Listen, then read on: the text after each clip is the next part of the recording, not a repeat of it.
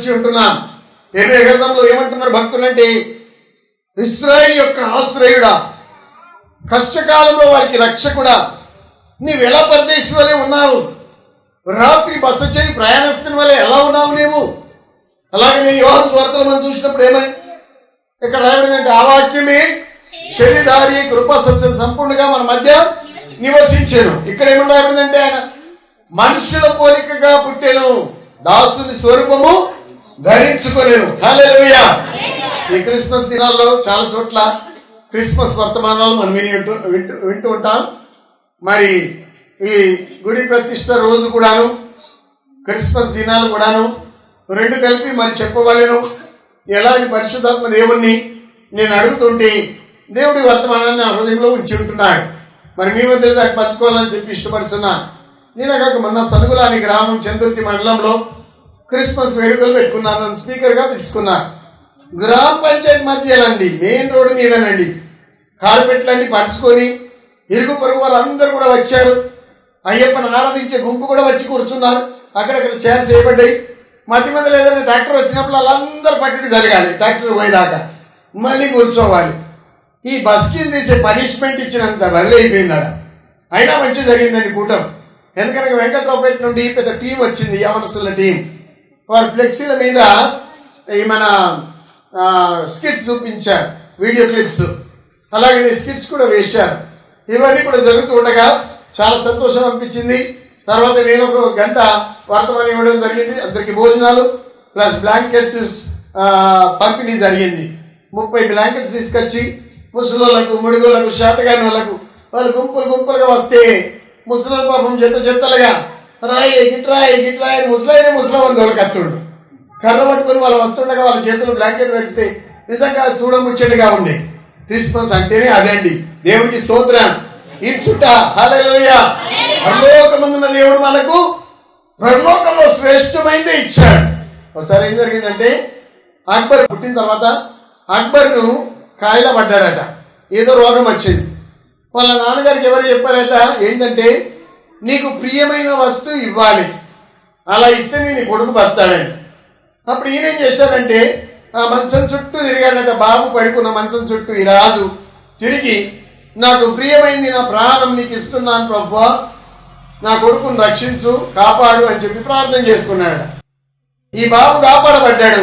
సంవత్సరం తర్వాత ఆయన మరణించాడట. చరిత్ర అట్లా చెప్తా ఉంది, మనకు తెలియదు.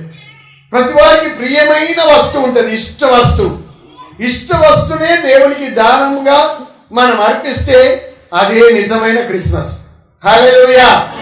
మన గృహాల్లో మనకు పనికిరాని ఎన్నో ఉంటాయి, అవి దానం చేయడానికి వెనకదీయం. కానీ ఇష్ట వస్తువు కొన్ని మన ప్రియమైన ఉంటాయి. ప్రియమైన స్వెటర్ కావచ్చు, ప్రియమైన దుస్తులు కావచ్చు, ప్రియమైన నగలు కావచ్చు, భూములు, ఆస్తిపాస్తులు ప్రియమైనవి. ఇలాంటి దేవునికి కానుకగా ఇస్తే అది ఎల్లప్పుడు కూడా నిలిచిపోతుంది. ఓసారి ముస్లిం దంపతులు ఒక చోట ఉన్నారట. వాళ్ళు ఇంటి నుండి వెలివేశారు. అది ఫిలిస్తీనా దేశం. 3 కొడుకులు సాధలేక ముసలోళ్ళని ఇంటి నుండి వెలివేస్తే ఫిలిస్తీనా అడవిలోనికి వెళ్లి ఒక పాక వేసుకొని ఆ పాకలో జీవిస్తున్న ఈ దంపతులు అనుకుంటున్నట, అయ్యో ఇవి క్రిస్మస్ రోజులు, ఒకవేళ క్రిస్మస్ రోజుల్లో మా గృహంలో మేము ఉన్నప్పుడు పెద్దోడు ఒక చీర తెచ్చేవాడు, ముసలమ్మకు నడిపోడు ఒకటి తెచ్చేవాడు, చిన్నోడు ఒక పట్టు చీర పట్టుకొచ్చేవాడు, నాకు లుంగి లంగిలు తెచ్చేవాడు. ఇప్పుడు నేను తప్ప ముసలానికి ఎవరున్నారు, నేను ఏదైనా ఒకటి కొనవలసిందే అని తను కూలీ నాలి వేసుకున్న డబ్బుతో ముసలా ఒక పట్టు చీర కొని పెట్టిలో దాచిపెట్టాడట, లాగేసి. ముసలం ఇదే అనుకున్నాడట, అయ్యో పాపం ముసలేకు నేను తప్ప ఎవరు దిక్కు. ఇంట్లో ఉన్నప్పుడేమో 3 కొడుకులు తెచ్చేవారు, లుంగిలు అంగిలు కొత్త బట్టలు తెచ్చేవారు. నేను కూడా ఏదైనా తేవాలని తాను సంపాదించిన డబ్బులో నుండి లుంగి మంచి అంగి తెచ్చి ఆయన సూర్యులో ఎక్కి దాచిపెట్టిందట. అందులో క్రిస్మస్ ఎప్పుడో వీళ్ళకి తెలియదు పాపం. క్రిస్మస్ కొరకు వేచి ఉన్నారు, ఎప్పుడో డేట్ తెలుస్తలేదు, క్యాలెండర్ లేదుగా వాళ్ళ దగ్గర. అప్పుడు అలా అనుకుంటూ ఉండగా ఆ రాత్రి ఒక వ్యక్తి ముసలాయన వచ్చాడట. తలుపు తడుతా ఉన్నాడు. ఈమె లేపుతుంది. కాస్త గంజి ఇద్దరు తాగి పొయ్యి మీద కాస్త మిగిలిన గంజి అట్లే పెట్టి నడుమ కుంపటి పెట్టుకొని ఒక వైపు అంటుకున్నారు వీళ్ళు.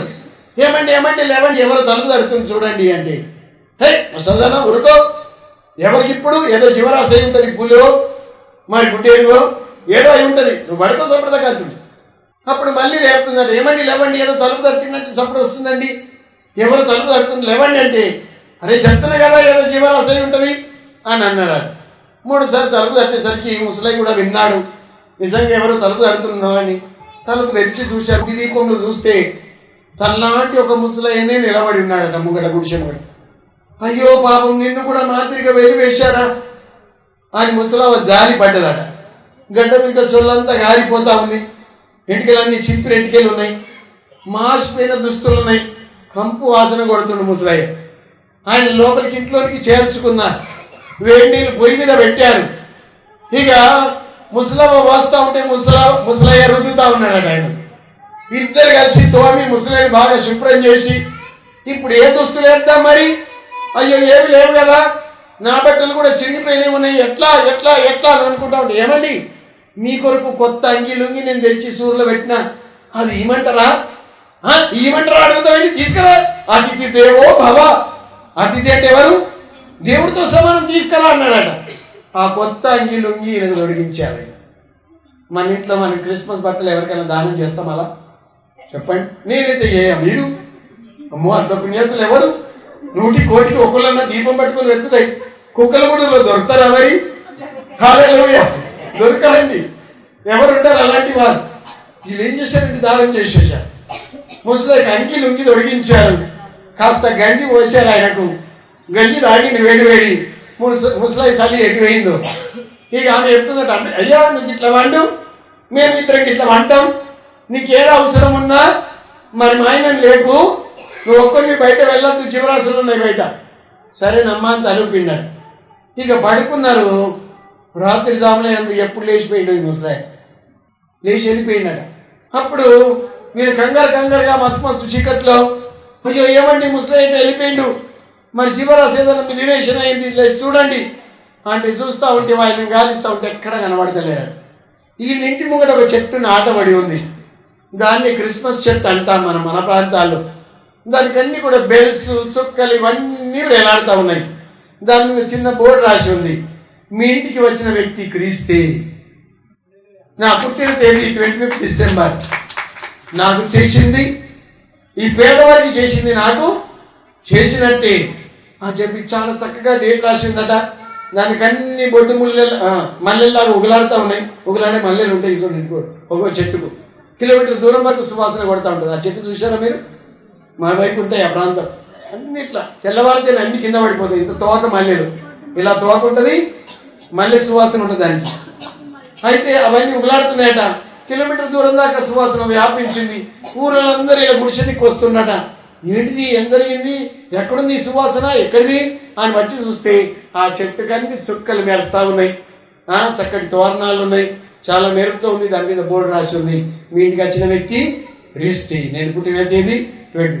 ఇది ఎంతవరకు సత్యమో మనకు తెలియదు, కానీ పుట్టిన తేదీ ప్రపంచంలో ఎవరికి కూడా తెలియదు. కానీ ఒక డేట్ అంటూ వేసుకున్నారు, ఆ డేట్ ప్రకారం క్రిస్మస్ ఆచరిస్తున్నారు. అసలు లెక్క ప్రకారం చూస్తే నవంబర్ 25 నుండి డిసెంబర్ 25 వరకు ఏ దినమన్నా క్రిస్మస్ సెలబ్రేషన్ చేసుకోవచ్చు మనం. హల్లెలూయా. మేము 19th Christmas celebration United Christmas చేసుకుంటున్నాం. మా ప్రాంతానికి మెట్పల్లిలో అన్ని సంఘాలు ఏకమై ఊరంతా తిరిగి పోయిన సంవత్సరం 700 బైబిల్ వంచామండి. ర్యాలీగా వెళ్ళిపోతాం, ఊరిలోనికి దూసుకుపోతాం, బైబిల్స్ వంచుతాం, అక్కడక్కడ నిలబడి సువార్త చేస్తాం. అదే మాకు ఇక సందు మళ్ళీ ఎప్పుడు దొరకదు. అది చాలా వ్యతిరేకమైన ఊరు, క్రీస్తు వ్యతిరేకులు చాలా ఉంటారు. కొత్తగా వంచబడితే కొట్టని కొడతారు. జీవద్దాలు ఎన్నోసార్లు పగలగొట్టారు, జీబులో ఉన్న బైబిల్స్ అన్ని తగలబెట్టారు, నడి వీధిలో పేపర్ కూడా వచ్చింది. ఎన్నో వ్యతిరేకతలు జరిగిన ఊరు అది. కానీ ఆ దినం మాత్రం ఎవరు కూడా మమ్మల్ని కాదనలేరు. బైబిల్ ఇస్తే బైబిల్ ఇలా తలకద్దుకొని తీసుకుంటారండి సంతోషంగా. కోమట్లు, హౌస్లోలు, కాపోలు, గూన్లోలు, గౌన్లోలు అన్ని రకాల కులస్తులకు పంచడానికి ఊరంతా తిరగడానికి అది ఒకటే డేట్ మాకు, యునైటెడ్ క్రిస్మస్. హల్లెలూయా. మీరు ఎలా చేస్తారో నాకు తెలియదు. క్రిస్మస్ అంటే అదండి, ఇచ్చుట, ప్రక్కలకు ఇవ్వాలి, ఎరుగు పొరుగు వారిని పిలుచుకోవాలి, మంచి భోజనాలు ఏర్పాటు చేయాలి, మీ బంధువర్గాన్ని పిలుచుకోవాలి. క్రిస్మస్ రండి భోజనానికి అని చెప్పి ఆహ్వానించి వారికి అగ్నిమర్దల్లో చీరలు ఇట్లా కొంటా ఉంటారు, కానీ అత్తగోడల్లో చీరలు కొంటారు. కానీ ఆ దినం క్రిస్మస్ అంతా ఎదుగు వేయకూడదు. దాన్ని ఈ రకంగా వాడుకొని మీ బంధువులకు చీరలు పెట్టి బట్టలు పెట్టి మంచి భోజనాలు పెట్టి క్రీస్తు ప్రేమ ఇది అని చూపిస్తే ప్రపంచం ఎప్పుడో మారిపోతుందండి. హల్లెలూయా. గట్టిగా చప్పట్లు కొడదామా?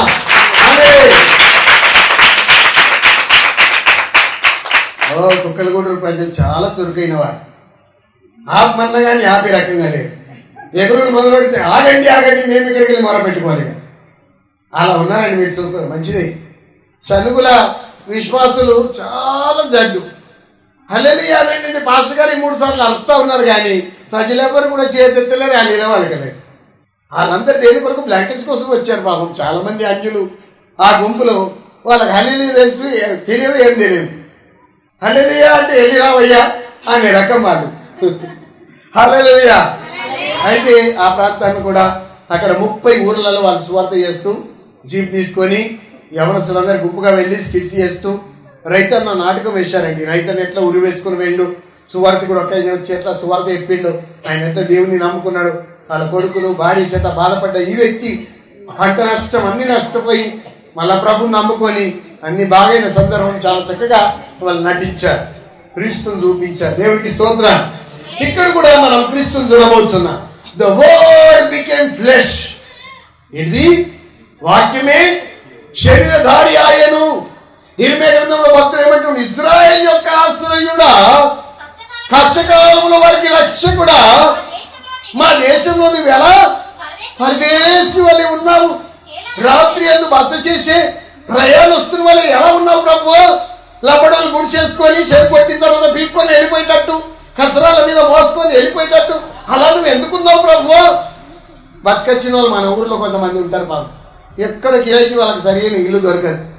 దొరికిందనుకోండి బాత్రూమ్ దిక్కుండదు, కరెంట్ దిక్కుండదు కొన్నిసార్లు. అలాంటి బతకొచ్చిన వాళ్ళకి అండదండగా కూడా ఎవరు ఉండరు. ఇంట్లో ఏదైనా కారకం పెట్టుకుంటే ఇరుగు పొరుగు అన్నీ వెతుకుంటారు. సాగు జరిగిందనుకోండి ఇక దిక్కులు చూస్తారు పాపం, ఎవరొచ్చి సాయం చేస్తారు అని. వాళ్ళకి రేషన్ కార్డు అంటూ ఉండదు, ఆధార్ కార్డు అంటూ ఉండదు, ఇల్లు అంటూ ఉండదు. ప్రయాణస్తులు వాళ్ళు, బతకొచ్చిన వాళ్ళు ఏదో కొన్ని దినాలు ఇక్కడ ఉండి మన తిరిగి స్వగ్రామం వెళ్ళిపోతారు కనుక అలాంటి ప్రయాణస్తులు లాగా ప్రభువా నువ్వు ఎందుకున్నావు, అలా బాటసారిగా నువ్వు ఎందుకున్నావు అని చెప్పి భక్తుడు ప్రార్థన చేస్తున్నాడు. చూడండి మీ జీవితాల్లో ప్రభు ఎలా ఉన్నాడు? ప్రయాణస్తుని వలె ఉన్నాడా, లేక నివసించు వ్యక్తిగా ఉన్నాడా? ఆ వాక్యమే శరీరధారి కృపా సత్య సంపుడుగా మన మధ్య నివసించే వ్యక్తిగా ఉన్నాడా? ప్రయాణస్తుని వలె ఉన్నాడా? వెళ్ళిపోయే వ్యక్తిగా ఉన్నాడా? మా దగ్గర మా మేనత్త ఒకటే నమ్ముకున్నది. ఇంట్లో తన భర్త నమ్ముకోలేదు. ఇంట్లో అన్ని గుట్లో బొమ్మలు పెట్టి ఆయన పూజ చేసేవాడు. హోటల్కి వెళ్ళక ముందు దండం పెట్టుకునేవాడు, వెళ్ళేవాడు. వాళ్ళ బిడ్డలు, కొడుకు బిడ్డలు ఎవ్వరు నమ్మలే, బిడ్డ తప్ప. ఇక బిడ్డే పెళ్లి నాడి బాప్తిస్మం పొందింది. మా అల్లుడు కూడా నమ్ముకున్నాడు కాబట్టి ఇక వాళ్ళ వివాహం కొరకే మాత్రం నమ్ముకున్నది. మేనత్త మాత్రం నమ్ముకొని ఉంది.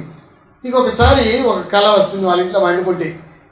మా మేనత్త బిడ్డకి ఏమని కళ కనబడుతుందండి? గూట్లో ఒక బొమ్మ ఉంది, 3 తలకాయల బొమ్మ. ఇంట్లో ఉయ్యాలు ఊగుతుందట. మళ్ళా గూట్లో వయసు వస్తుంది, మళ్ళా ఉయ్యాలు ఊగుతుంది. ఊగేసరికి ఈమె కోపం వచ్చి యేసు రక్తం జై, యేసు రక్తం జై అని 3 సార్లు వలికిందట.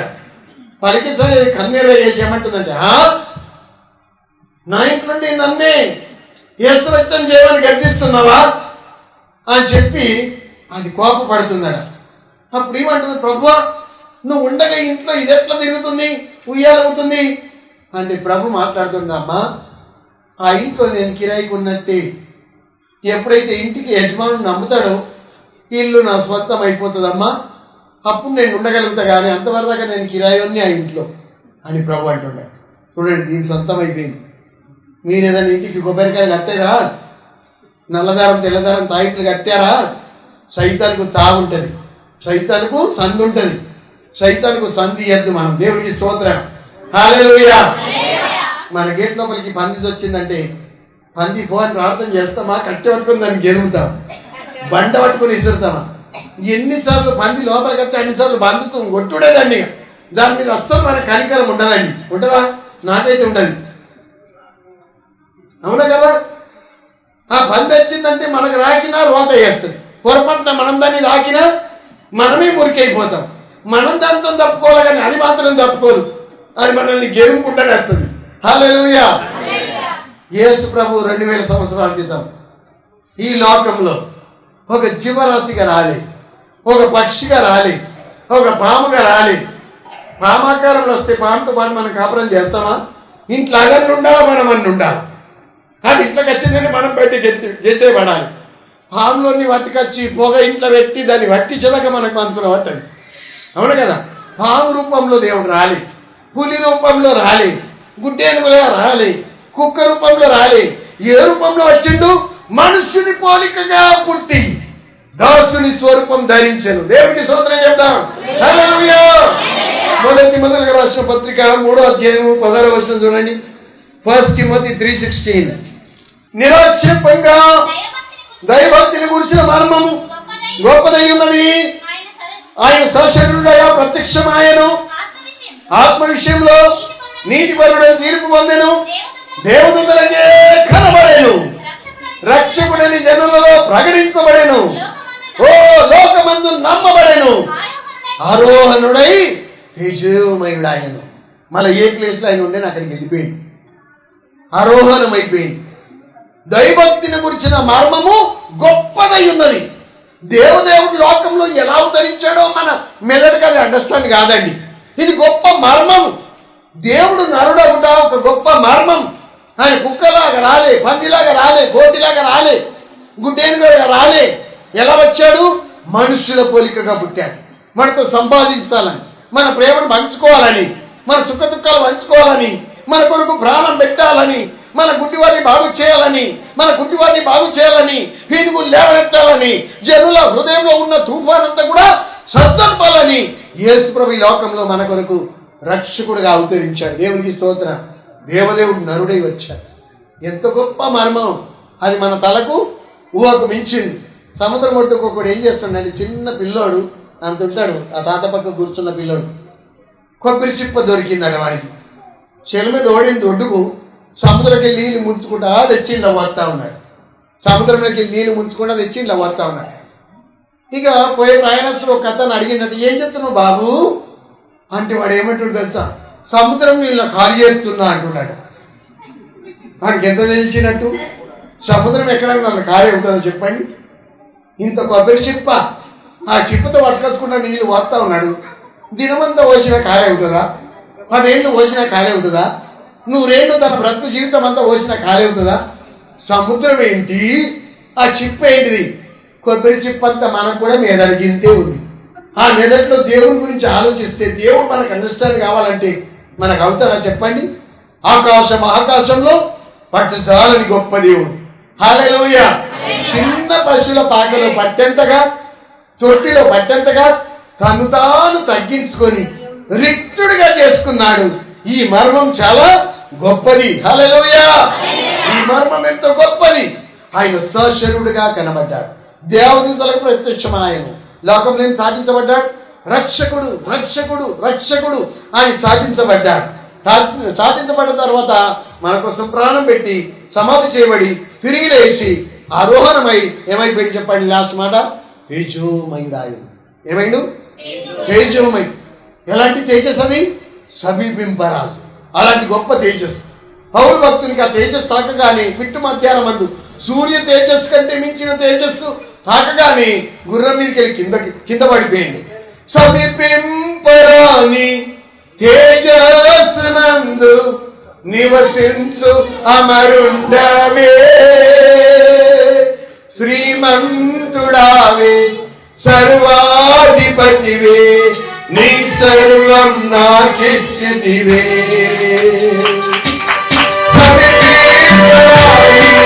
తేజస్సునందు నివసించు అమరుండవే, శ్రీమంతుడావే, సర్వాధిపతివే, నీ సర్వం నాకిచ్చితివే.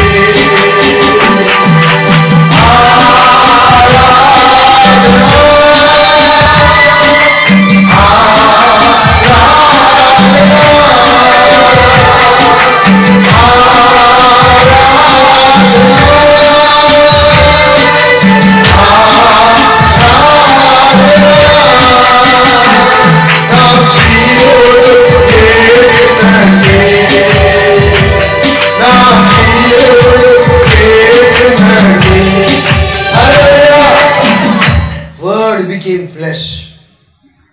టాబర్నకల్డ్ అమంగస్ట్ us. టాబర్నకల్డ్ అనే వర్డ్ వాడబడ్డది కానీ హౌస్ అని లేదు, టెంపుల్ అని లేదు, మందిరంలో అయినా వచ్చి నివసించడం అని లేదు, ఇంట్లో వచ్చి నివసించడం లేదు. ఒక గుడారం ఇయ్యాల వేకేస్తాం, రేపు చుట్టుకుంటాం, మళ్ళీ ఎల్లుండి వేసుకుంటాం. గుడారం వేసుకున్నట్టే నివసించాడు ఆయన.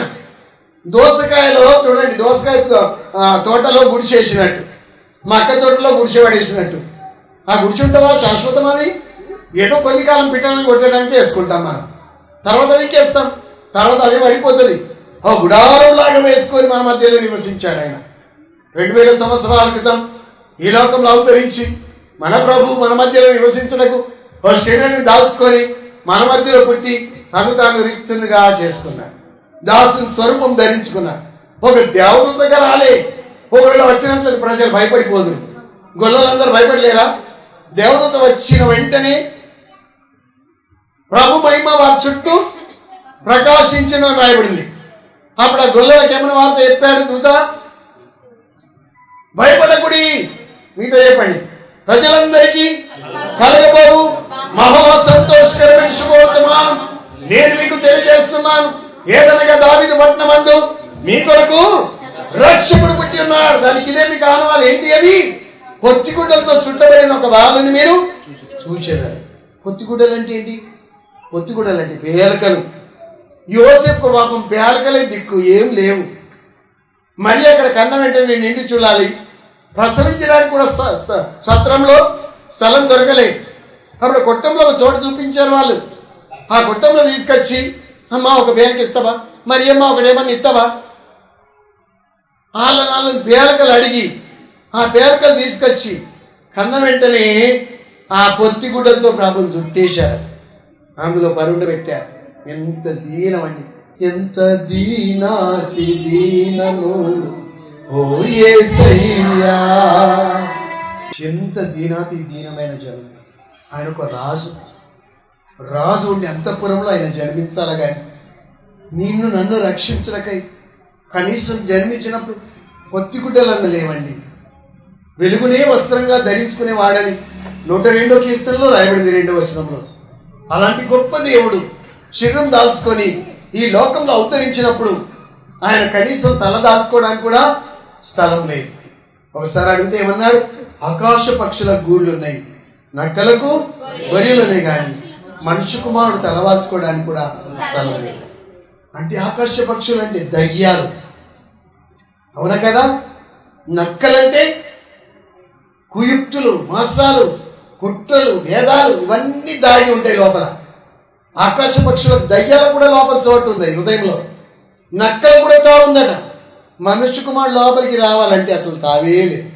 అందుకే ద్వారం దగ్గర నిలబడి ఏం చేస్తున్నాడు? కట్టుచున్నాడు. కొంతమందిని 30 ఏళ్ళు, కొంతమందిని 20 ఏళ్ళు అయినా బట్టలాంటి గుండె ఎప్పుడు తెరవరు, ప్రభుని ఆహ్వానించారు. అలాంటి వారు ఉన్నారు మన మధ్యలో. ఇలాంటి క్రిస్మస్లు ఎన్నో నువ్వు చూసి ఉంటావు. మరొక్క క్రిస్మస్ కూడా రానే వచ్చింది. వచ్చి క్రిస్మస్ నీది కాకపోవచ్చు. బహుశా నేను దవాఖానలో పడేస్తారేమో, యశోద హాస్పిటల్లో. షుగర్ వ్యాధి, మరియ వ్యాధి దాపరం అవుతుందో, కిడ్నీలో ఫెయిల్ అవుతావు. మరొక క్రిస్మస్ నీకు కనబడదేమో. ఎన్నో క్రిస్మస్లు చూశావు, ఇంతవరకు హృదయం ఇయ్యలేవు, కఠినంగా జీవించావు. ఈ క్రిస్మస్ కన్నా దేవునికి మనసిచ్చి ప్రభువా నువ్వు నా రక్షకుడుగా మారు అని చెప్పి హృదయంలో నివసింపజేసుకోవాలా కానీ రైనస్తుని వల్ల ఆయన వెళ్ళిపోనియద్దు. కుక్కల గూడుకు వచ్చిన ప్రభు ఉంటాడా? వెళ్ళిపోతాడు వారి దిక్కు. మీరు హృదయం తెరవకుంటే. ఒకవేళ మీరు హృదయం తెరిచిందనుకోండి, మీలో ఆయన నివసిస్తాడు. దేవునికి స్తోత్రం, హల్లెలూయా. మత్తయి సువార్త 2వ అధ్యాయంలో 3 జ్ఞానులు వచ్చారండి, వెతుక్కుంటూ వచ్చారు. వారి దేశం నుండి ప్రయాణం మొదలుపెట్టినప్పుడు అక్కడ 2 years బ్యాక్ వాళ్ళు మొదలుపెట్టారు. శ్రేష్టమైన కానుకలు ప్రభు కొరకు తీసుకున్నారు. ఒక అతను ఏం తెచ్చాడు చెప్పండి? బంగారం. మరో వ్యక్తి సాంబ్రాణి, మూడో వ్యక్తి బోలం. ఈ కానుకలుగా తీసుకున్నప్పుడు నక్షత్రాన్ని చూసి సంతోషించారు వాళ్ళు. నక్షత్రాన్ని చూసి క్యాల్కులేషన్ వేశాడు ఒక జ్ఞాని. ఆయన ఎవరు? జ్ఞాని అంటే నక్షత్ర రాసుల శాస్త్రం ఆయనకు తెలుసు. పుట్టినవాడు గొప్ప రాజు గనుక రాజుకు ఏ కానుక ఇస్తే బాగుంటుందని బంగారం తీసుకొచ్చాడు. బంగారం కానుకగా ఇద్దామని. రెండో వ్యక్తి క్యాల్కులేషన్ వేసుకుంటే ఏమని తేలింది? పుట్టిన వ్యక్తి ఓ గొప్ప ప్రవక్త, ఆయన తీసుకునేది బోలం. బోలం చేదు ఉంటుంది, ఆయన చాలా శ్రమను పొందబోతున్నాడు, హింసల పాలవుతాడు. ప్రవక్తలు రంపెములతో కోయబడిరి, రాళ్లతో కొట్టబడిరి, హింసించబడిరి. చూడండి, ప్రవక్త ఏదని చెప్పింది నెరవేరు వరకు నానా విధమైన హింసలను పెడతారండి. ఈమె భక్తుడిని మ్రాను గట్టి బావిలో దించారట, బురదలో. ఒక దినమంతా అక్కడనే ఉన్నాడు. యేషయా భక్తుడు రంపంతో కోయబడ్డాడట. చాలా మంది ప్రవక్తలు రాళ్లతో కొట్టబడ్డా గనక పుట్టినవాడు చాలా శ్రమల పాలవుతాడు. గనక ఏం తీసుకుపోతే బాగుంటుందని ఏం తెచ్చారు? బోలం. మూడో జ్ఞాని ఏం తెచ్చాడు? పుట్టినవాడు మహాయాజకుడు, మన కొరకు రక్తం దారపోయబోతున్నాడు, తను తాను అర్పించుకునబోతున్నాడు. సర్వ పాప పరిహారం రక్తం ఆవశ్యకం. తద్రక్తం పుణ్య పరమాత్మన పుణ్యదాన బలియాగం అన్నట్లు చూడండి, పరమాత్ముడే ఈ లోకానికి యజ్ఞమయడానికి ఈ లోకంలో అవతరించబోతున్నాడు. గనక మహాయాజకుడి తన రక్తాన్ని చెందించబోతున్నాడు. సర్వ మానవాల పాప పరిహారం కొరకు తన రక్తాన్ని దానం చేయబోతున్నాడు. గనక ఆయనకి ఏం తీసుకుపోతే బాగుంటుందంటే అర్చకులు అర్పించే సాంబ్రాణి.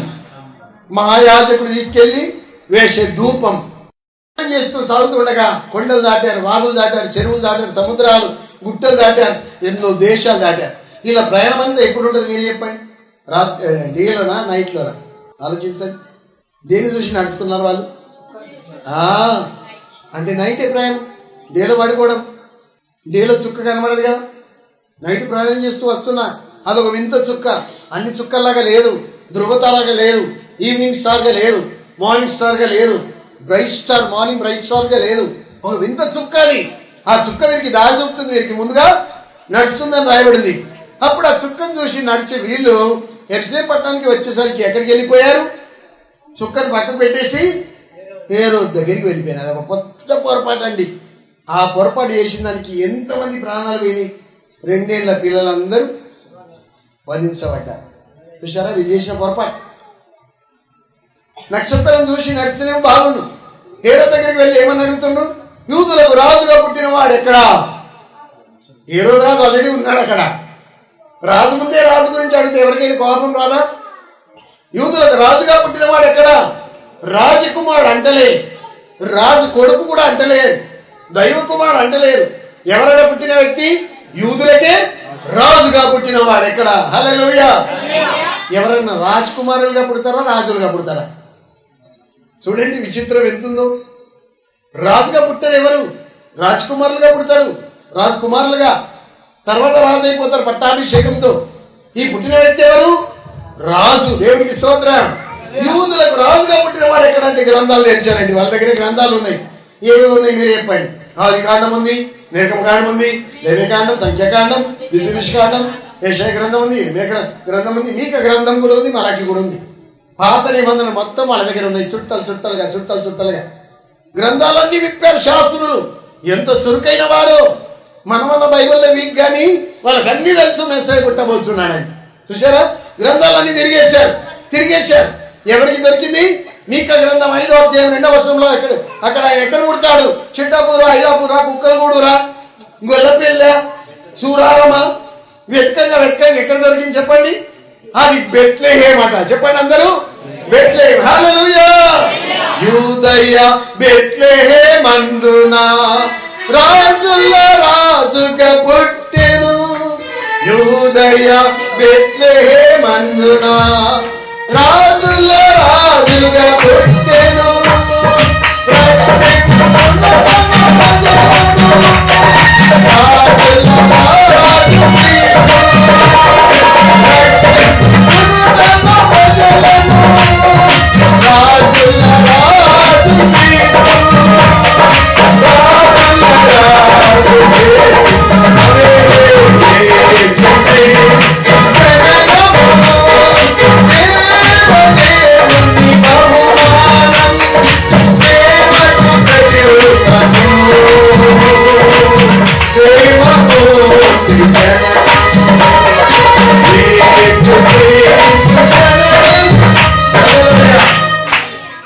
అయితే వీళ్ళు అడిగినప్పుడు బెత్లెహేము ఎఫ్రాతాలో పుట్టాడని చెప్పి తేలింది. వెంటనే బయటకు వచ్చారు. మళ్ళీ కనబడదు వారికి. నక్షత్రాన్ని చూచి అత్యానంద భరితులైన రాయ. అంతకుముందు ఇంట్లో ఉన్నప్పుడు అత్యానంద భరితులు కాలేదా? ఇంటి నుండి బయలుదేరేటప్పుడు కూడా నక్షత్రాన్ని చూశారు. 2 ఏళ్ల పొడుగు కూడా నక్షత్రాన్ని చూసి నడిచారు. కానీ ఇప్పుడు ఎందుకో వాళ్ళకి అత్యానందమైంది. ఎందుకనగా ఇంతకాలం మరుగైన చుక్క మళ్ళా వెలిగింది కనుక, వాళ్ళకి దారి చూపడానికి వెలిగింది కనుక నక్షత్రం వాళ్ళకి అత్యానంద భరితులైరి. అంటే వాళ్ళ ఇంట్లో ఉన్నంత కాలం నక్షత్రం ఎక్కడ ఉన్నట్టు చెప్పండి. యేసు ప్రభు పుట్టిన ఇల్లు మీద వచ్చి నిలిచేను అని రాబడింది. కానీ ఇప్పుడు ఎక్కడ నిలబడింది? వీళ్ళు ఏ రోజు మందిరానికి వెళ్ళారు కనుక అక్కడనే నిలిచి ఉందండి ఆ చుక్క. వీళ్ళు వచ్చే వరకు కూడా నిలిచి ఉంది. వీళ్ళకి దారి చూపే చుక్క అది మామూలు చుక్క కాదు, మామూలు నక్షత్రం కాదు. దాన్ని చూసి వీళ్ళు అత్యానంద భరితులైరి. అంటే ఆ నక్షత్రం వీళ్ళ కోసం ఆగిందన్నమాట. యేసుక్రీస్తు అనే ప్రకాశమానమైన వేకువ చుక్క కూడా నీకోసం నిలిచి ఉంటాడు. కట్టని తప్పట్లు గట్టిగా హల్లెలూయా. ఆయన నిన్ను నడిపించువాడేనా? నక్షత్రం ఏది? మనల్ని నడిపించే నక్షత్రం ఏది? యేసుక్రీస్తు. దేవునికి స్తోత్రం. ఈ వాక్యం ఎక్కడ రాయబడింది? 119 కీర్తన 105వ వచనం చూడగా చెప్పండి ఏముందో. ఈ వాక్యమే నా పాదములకు దీపమైనది, నా త్రోవకు వెలుగై ఉన్నది. హల్లెలూయా. 2 పేతురు 1:17 చూడండి. ఆయన మహాత్మ్యమును మేము కళ్ళలారా చూసిన వారమై తెలిపితిమి. ఈయన నా ప్రియ కుమారుడని ఆనందిస్తున్నానని ఓ శబ్దము మహాదివ్య మహిమ నుండి ఆయన వచ్చినప్పుడు ఘనతయు మహిమయు ఆయన పొందగా మేము ఆ పరిశుద్ధ పర్వతం మీద ఆయన కూడా ఉండిన వారమై ఆ శబ్దము ఆకాశం రాగా వింటిమి. మరియు ఇప్పుడు జాగ్రత్తగా మార్కింగ్ చేసుకోండి. మరియు ఇంతకంటే స్థిరమైన ప్రవచన వచనము మనకున్నది. తెల్లవారు వేకువ చుక్క మీ హృదయంలో ఉదయించే వరకు ఆ వాక్యం చీకటిగా తోటను వెలిగించుటకై దీపమైనట్టున్నది. దాని యందు మీరు లక్ష్యం ఉంచినేలా మీకు మేలు. హల్లెలూయా. దర్శనాలు కాదు, ప్రవచనాలు కాదు, కళలు కాదు. నువ్వు దేన్ని నమ్మాలి? అంతకంటే శ్రేష్టమైంది ప్రవచన వాక్యం. ఈ వాక్యం మీద నువ్వు లక్ష్యం వస్తే నీకు మేలు. ఇది ఏడి అనుకుంటున్నావు? ఇది నీ హృదయంలో ఉన్న చుక్క. ఇది నేను నడిపిస్తుంది. దేవునికి స్తోత్రం. దీన్ని ప్రతిదిన ఉదయం చదవాలి ఒక అధ్యాయం. ఆ వాక్యమే శరీరధారి ఆయన. ఈ వాక్యం ఏమైపోయింది? శరీరం ధరించి. ఇప్పుడు నా చేతిలో ఎవరున్నట్టు? నేను యేసయ్యను ఎత్తుకున్నా, నా సంకలం పెట్టుకున్నా, యేసుప్రభుని ముద్దు పెట్టుకుంటున్నా, యేసుప్రభుని తలకద్దుకుంటున్నా. ఆ వాక్యమే శరీరధారి ఆయన. వాక్యమే దేవుడు, వాక్యమే ఆమేన్. హల్లెలూయా. మీకు చెప్తే మీరేం బాధపడ్డారు? కొంతమంది పురుషులు బయట వెళ్ళిపోతారు, 1కో 2కో అలా నేను బైబిల్ ముడతారు. ముట్టచ్చు అట్లా? పరిశుద్ధ గ్రంథం కదా, చేతులు కాళ్ళు కడుక్కోవాలి. గ్రంథం పరిశుద్ధంగా ఆచరించాలి. ఆశ్రమాసిగా లేచిన వెంటనే బైబిల్ ఇవాళ ఏం వాక్యం లాటరీ తీసినట్టు తీసి చదివితే అది మంచి పద్ధతి చెప్పండి. వాక్యమందు నువ్వు లక్ష్యం ఉంచిన నీకు మేలు. వాక్యం నీ కొరకు శరీరధారి. దాన్ని గుండె నిండా నింపుకోవాలి, యేసయ్య నింపుకున్నట్టు. దేవునికి స్తోత్రం. హల్లెలూయా. జిఆర్ లాన్ గారి సత్యమణి విక్టోరియా లాన్ గారు ఏమన్నారంటే, ప్రభువా ఆ కాలంలో నేను కన్యకగా ఉంటే నా గర్భాలను ఉడుతుంటే కదా, అయ్యో ఆ కాలంలో నేను లేనందుకు చింతిస్తున్నాను. నా గర్భంలో ఎందుకు పుట్టలేవు ప్రభువా? మరియ గర్భాన్ని ఎందుకు పుట్టావు? నా గర్భాన్ని ఎందుకు పుట్టలేవు అని చెప్పి బాగా రోధించిందట. రోధించి బైబిల్ చేసి చదివితే ఆమె కన్ను దేని మీద పడ్డదంటే, ఎవరు నాకు తల్లి, ఎవరు నాకు తండ్రి? నా మాట వింటున్న మీరే కదా నాకు తల్లి తండ్రి అన్నాడట ప్రభు. ఎవరు తల్లిదండ్రి చెప్పండి? యోసమరియే కాదు. ఎవరు తల్లిదండ్రి? ఇప్పుడు మనమే మాట వింటున్నవారన్నమాట. దేవునికి స్తోత్రం. ఇదిగో మీకు ఒక శిష్యు పుట్టాను. ఎవరికి? సుధాకరయ్య గారికా, ఎలియయ్య గారికా, సురేష్ గారికా? ఎవరికి పుట్టినట్టు? ఇదిగో మీకు ఒక శిష్యు పుట్టాను. ఎవరికి పుట్టినట్టు? నాకు. పలకండి ఒకసారి. అమ్మా నాకు శిష్యు పుట్టాడు, మీకు కుమారుడు అనుగ్రహించబడేను అంటే ఎవరు? యేసుక్రీస్తుల వారు మనకు అనుగ్రహించబడ్డాడండి. పైనుండి ఇయ్యబడ్డాడు. పైనుండి ఇయ్యబడేదేమో దివ్యమైన జన్మ. ఈ లోకంలో పుట్టుట శరీర జన్మ. మరి ఏం సత్యం? శరీర జన్మ సత్యమా? పైనుండి ఇయ్యబడుట సత్యమా? చెప్పండి. పైనుండి ప్రభు వచ్చాడా? భూమిలో అందరు పుట్టినట్టే పుట్టాడా? 2 మాటలు అక్కడ రాయబడింది. ఇదిగో మీకు ఒక శిష్యు పుట్టాను, మీకు ఒక కుమారుడు అనుగ్రహించబడెను, రాజ్యభారమైన భుజముల మీద ఉండును. ఎవర వ్యక్తి? He's wonderful councillor. ఎవర వ్యక్తి? He's mighty God. ఎవరో వ్యక్తి హిస్ ఇటర్నల్ ఫాదర్, నిత్యుడగు తండ్రి. తండ్రి ఆయన్నే, కుమారుడు ఆయన్నేనండి. నన్ను చూసిన వాడు తండ్రిని చూసినట్టే అన్నాడు. తోమతో అనలేడా? కొంతమంది కన్ఫ్యూజ్ అవుతూ ఉంటారు. తండ్రి ఎవరో, కొడుకు ఎవరో, ఆత్మ ఎవరో అనుకుంటా ఉంటారు. త్రియేక దేవుడు మన దేవుడు. ప్రభుని చూసిన వాళ్ళందరూ తండ్రి అయిన దేవుని చూసినట్టే. హల్లెలూయా, హల్లెలూయా. ఇప్పుడు నువ్వేం చేయాలి? 2వ కీర్తన 12వ వచనం ప్రకారం కుమారుణ్ణి ముద్దు పెట్టుకునుడి, లేని ఎడలైన కోపించును. హల్లెలూయా. అది శ్రేష్టమైన ఆనందం. కానుక పెట్టెలు విప్పారు, చుక్క నడిపించిన వారిని. ఇప్పుడు చుక్కను చూసే మళ్ళా ప్రయాణం మొదలుపెట్టారు. ఇంతకుముందు జ్ఞానం వాడుకున్నారు కదా, జ్ఞానం వాడుకుంటే ఎంత నష్టపోయారు చూడండి. జ్ఞానం గొప్పదా, మన నక్షత్రం గొప్పదా? మీరు చెప్పండి, ఏది గొప్ప? లోకరీతిగా చూస్తే జ్ఞానమే గొప్ప, నక్షత్రం గొప్పగా. కానీ ఇక్కడ చూస్తే ఈ సందర్భంలో వాళ్ళు నడిపించే నక్షత్రమే గొప్ప. అవునా కదా? దేవునికి స్తోత్రం. మనకు కూడా జ్ఞానం గొప్పదా, నక్షత్రం గొప్పదా? ఈ వాక్యం అనే నక్షత్రమే గొప్ప. మన జ్ఞానం మనకి రాదు. మన కంప్యూటర్ ఎంత నేర్చినా, ఎంఫిల్ చదివినా, ఎంఏ చదివినా, ఎంఎస్సీ చదివినా అన్ని సున్నా. ఏసు లేనిది అన్ని సున్నా. మనులు మాణిక్యములున్నా, ఏడమేటలు ఎన్నున్నా, మనిలో యేసు దేవున్నా, ఏది ఉన్నా హల్లెలూయా. అప్పుడు నక్షత్రాన్ని చూసి నడిచా. అంటే ఇంతకాలం నక్షత్రం ఆగి ఉన్న నక్షత్రం ఇప్పుడు మళ్ళా వీళ్ళు బయట వెళ్ళగానే వీరికి ముందుగా నడవడం మొదలైంది. అది నడుస్తూ ఉండగా ఎక్కడికి? బెత్లెహేముకు తీసుకెళ్ళింది వారిని. యెరూషలేం కాదు, యెరూషలేం టు బెత్లెహేం 3 కిలోమీటర్స్ దూరం అంతే. ఇక్కడ 2 కిలోమీటర్ల దూరంలో ఉన్న ఊరు పేరు చెప్పండి. 2 కిలోమీటర్ల దూరంలో ఉన్న ఊరు ఏం నోరు అంటే ఇంకేదన్నా? సూరారం ఎంత దూరం? బాగా దూరం కదా. అయితే 2 కిలోమీటర్ల దూరంలో బేతని, బేతేలు, బెత్లెహేము ఈ చుట్టుపక్కల ఊర్లన్నీ యెరూషలేం పట్టణం చుట్టూ ఉంటాయి. గుట్టలు దాటచ్చు, చెరువులు దాటచ్చు, వాగులు దాటచ్చు, కానీ దగ్గరలో ఉన్న ఊరు. ఈ దగ్గర ఊరికి వాళ్ళు నడిపించబడ్డారు. నడిపించబడ్డ వెంటనే యేసు పుట్టిన ఆ స్థలం దగ్గరికి వచ్చి ఆ నక్షత్రం నిలిచెను. అది నిలిచిన వెంటనే వీళ్ళు లోపలికి వెళ్ళారు. చెప్పండి, ఏం పని చేశారు? కానుకలు విప్పారు. ఇంకేం చేశారు చెప్పండి? సాగిల పడ్డారు. ఇంకేం చేశారు? మరియను ఇంకా కుమారుని పూజించారా? ఒక్కొండినా? బైబిల్ ఏం చెప్తుంది? మరియను చూశారు, కుమారుని చూశారు, కానీ పూజించుడు మాత్రం ఆయనను పూజించిరి అని ఉంది, కానీ మరియను పూజించిరని లేదు అక్కడ. ఇది చాలా తప్పుడు పోదా, చాలా జనుల పైకి పాకపోయింది. యేసుప్రభు దేవుడు అంటే యేసుప్రభుని కన్నావుడు ఇంకా గొప్ప దేవి అనుకుంటారు. ఆయన మరియను ఒక క్షేత్రంగా ఎన్నుకున్నాడు దేవుడు, అంతే. అమ్మా నీతో నాకేం పని అని బైబిల్, మన తెలుగు బైబిల్ చెప్తుంది, కానీ ఇంగ్లీష్ బైబిల్ ఎట్లుంది? ఉమెన్ ఉమెన్ అని సంబోధించాడు. ఓ మహిళ 2 సార్లు నేను అలాగే పిలిచాడు. కానా పెళ్లి విందులో కూడా ఏమన్నాడు?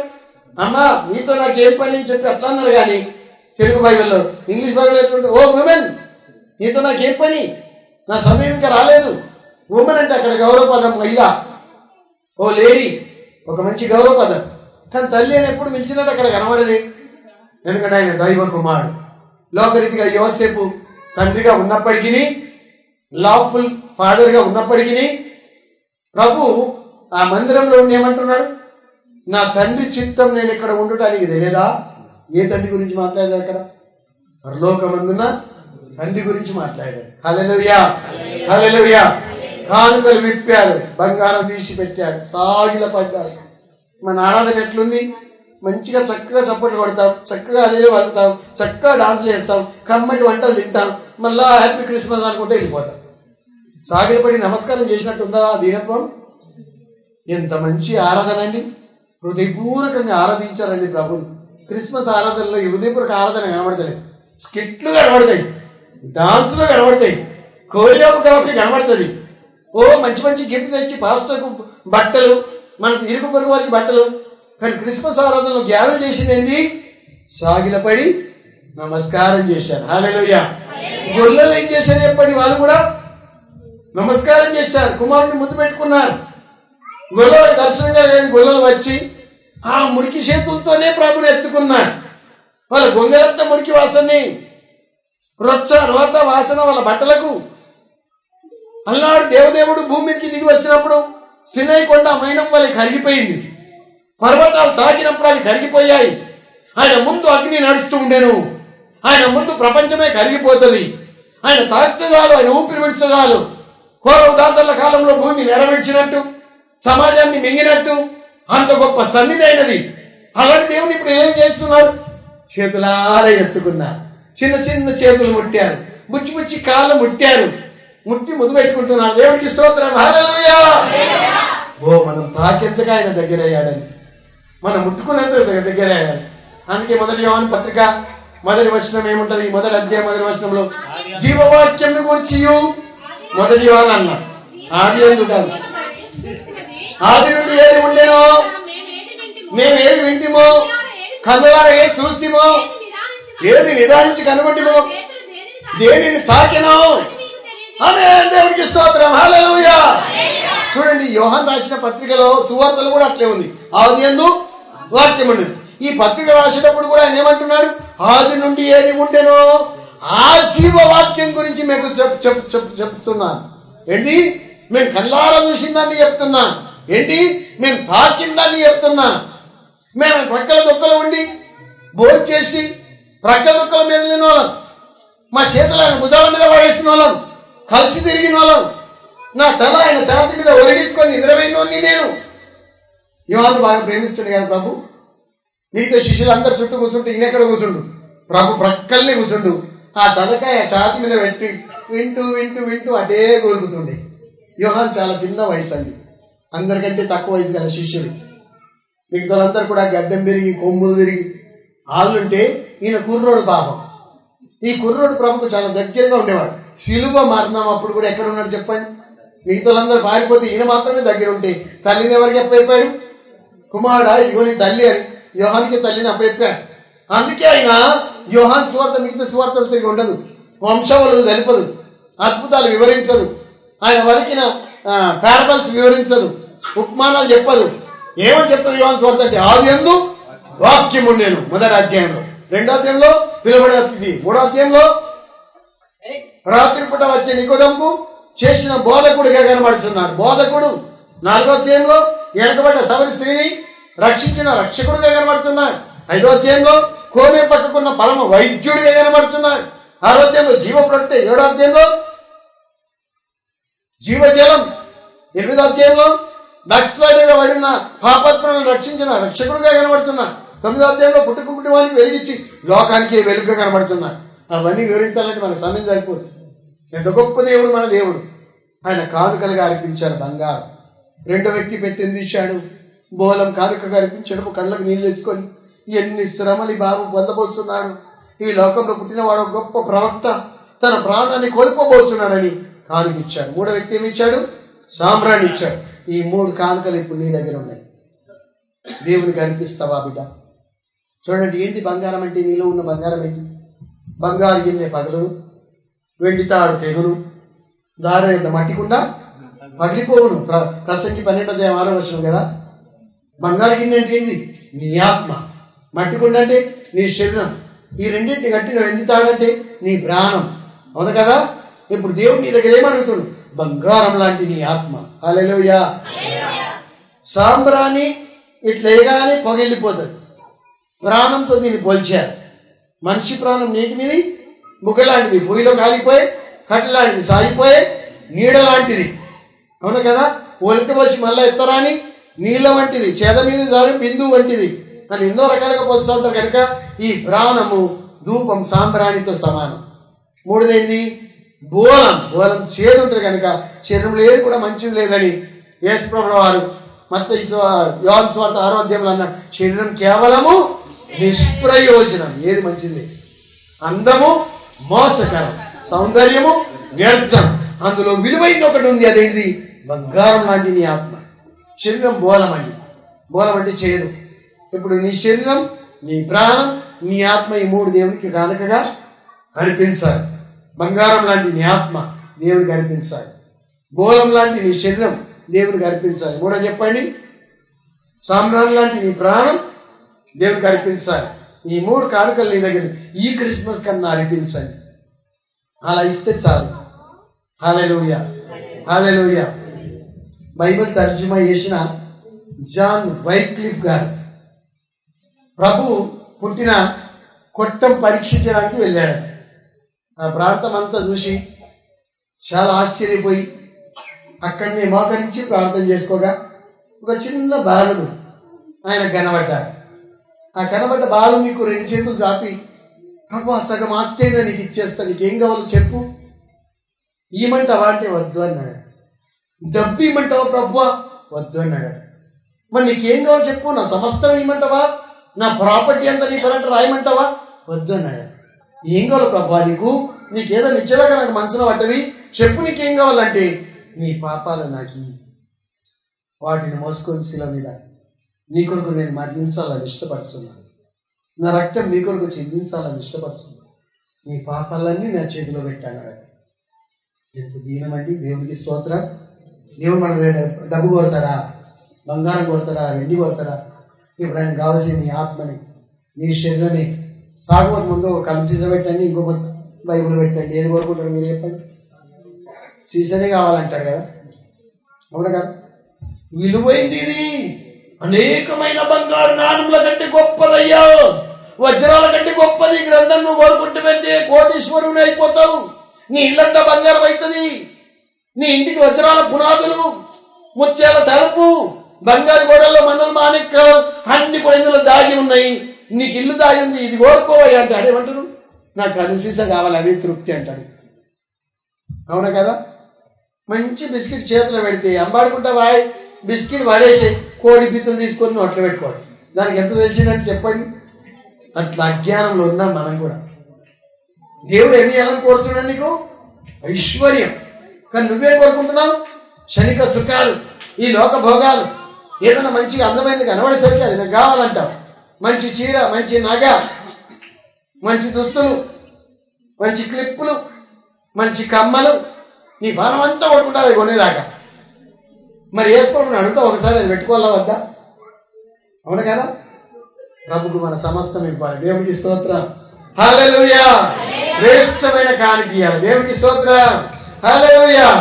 ఆకాశములో ఒక్క తార జ్ఞానుల నడిపే బెత్లెహేముకు, ఆకాశములో ఒక్క తార జ్ఞానుల నడిపే బెత్లెహేముకు, సాగిల పడి పూజించి బంగారము సాంబ్రాణి బోలము ఇచ్చిరి ప్రభు యేసునాకు. బంగారం సాంబ్రాణి బోలం కానుకలుగా ప్రభుకు అర్పించు. నీవు కూడా ఈ 3 ప్రభుకిస్తే ఆయన ఈ లోకంలో ప్రయాణిస్తున్న వాళ్ళే ఉండాలి. రాత్రి బస్సు చేసేవాడిగా కుక్కల గూడుకు రాడైన, ప్రయాణిస్తున్న వాళ్ళే ఉన్నాడు. ఆ ఇర్మియా భక్తుడు ఏమని ప్రార్థన, ఇశ్రాయేలు యొక్క రక్షకుడా, ఇశ్రాయేలుకు ఆశ్రయుడా, కష్టకాలంలో వారికి రక్షకుడా, నువ్వెందుకు ప్రయాణిస్తున్న వాళ్ళే ఉన్నావు? రాత్రి బస చేసి ఒక బాటసారిగా ఎందుకున్నావు ప్రభా? మా ఊర్లో నీవు నివసించు, మా గుండెల్లో నువ్వు ఉండు, మా మహారాజు అయ్యా, మా పెద్ద మనిషి.